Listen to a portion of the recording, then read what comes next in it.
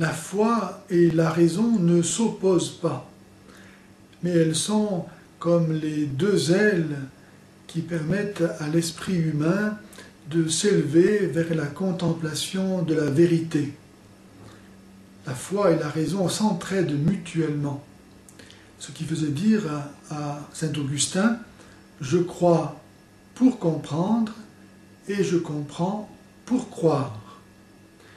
Essayons donc de comprendre comment il est possible d'affirmer en même temps l'unicité de Dieu et la trinité de ses personnes. Nous partons du point zéro, c'est-à-dire du niveau où nous ne savons rien au sujet de Dieu. Comme cela, on ne pourra pas nous accuser d'avoir des préjugés au sujet de Dieu. Nous nous mettons dans la peau d'un homme qui regarde le monde tel qu'il est et qui arrive à reconnaître que les êtres n'ont pas en eux-mêmes la source de leur existence. En effet, aucun être n'a décidé d'exister. À cela, il y a deux réalités qui sont appelées à témoin, c'est-à-dire le phénomène du changement et celui de la multiplicité. Le changement fait qu'un être qui existe aujourd'hui n'existait pas hier. Et que donc, s'il existe aujourd'hui et s'il n'existait pas hier, c'est la preuve qu'il n'existe pas nécessairement, puisque c'était ce qui se passait hier. Il n'existait pas. Et s'il n'existe pas nécessairement, c'est donc qu'il n'a pas en lui-même la source de son existence, sans quoi il ne pourrait pas ne pas exister. Donc il existerait toujours. Mais le changement montre que ce n'est pas le cas. La multiplicité vient de ce que chaque être a des limites qui sont différentes de celles des autres êtres. Parce qu'un être illimité, il ne peut pas avoir en lui-même la source de son existence, sans quoi cette existence serait sans limite. Elle serait parfaite, infinie. Mais nous sommes des êtres imparfaits et finis.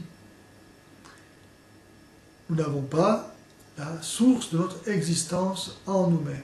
Et si donc rien n'existe par soi-même, cela revient à dire équivalemment que tout existe par un autre. Cet autre, qu'on appelle Dieu, existe, lui, par lui-même. Sinon, il ferait lui aussi partie de l'ensemble des êtres qui existent par un autre. Cet être qui existe par lui-même et qui donne à tous d'être, on l'appelle Dieu. Dieu est unique, car ayant la source, ou étant plutôt la source de son existence, il ne peut pas ne pas l'avoir, donc il l'a pleinement, infiniment. Or, s'il y avait deux dieux, pour qu'on puisse les distinguer l'un de l'autre, il faudrait qu'on puisse dire de l'un, lui c'est lui, parce qu'il a cela que l'autre n'a pas. Et donc aucun n'aurait tout, car chacun aurait quelque chose de propre que n'auraient pas les autres. Donc aucun ne serait parfait, donc aucun ne serait Dieu. Donc Dieu est nécessairement unique. Mais si Dieu est bien cet être qui existe par lui-même, est-ce qu'on ne peut pas dire qu'il est son propre Père? En effet, Dieu étant cet être qui existe par lui-même, il s'engendre éternellement lui-même. Il ne dépend que de lui pour exister. Dieu est donc son propre Père, mais en un sens absolu, comme nous ne pouvons pas le comprendre, nous les hommes. Car pour nous, être ou être père, ce n'est pas la même chose. Un homme peut être sans être père. Mais pour Dieu, être et être père, c'est la même chose. C'est pourquoi Jésus dit dans l'Évangile, n'appelez personne père sur la terre, car vous n'avez qu'un Père qui est aux cieux. Pour bien nous faire comprendre quelle était la paternité de Dieu, paternité absolue, incomparable.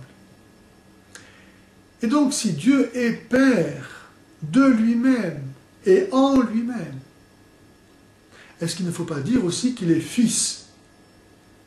Car en effet, il n'y a pas de père sans fils. Cet être dont la raison peut arriver à reconnaître l'existence à partir du monde visible, au point que saint Paul disait dans l'Épître aux Romains, chapitre 1, verset 19, que les hommes sont inexcusables de ne pas avoir reconnu l'existence de Dieu invisible à partir de la création visible.